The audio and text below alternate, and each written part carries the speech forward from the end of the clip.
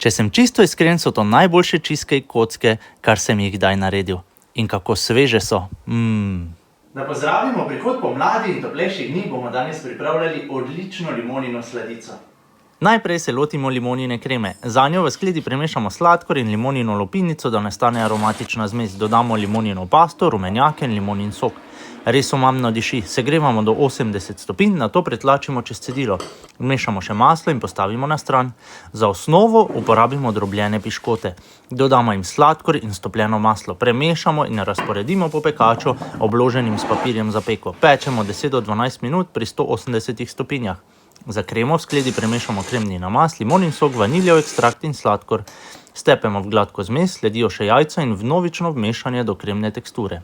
Po vrhu razporedimo še limonino kremo in naredimo poljubne lepe vzorce. Pečemo 40 minut pri 150 stopinjah. Nato pustimo, da se ohladi. Razrežemo na poljubne velike kose in postrežemo. Gre za slastno sladico, odlično za začetek pomladi. Pa dober tek!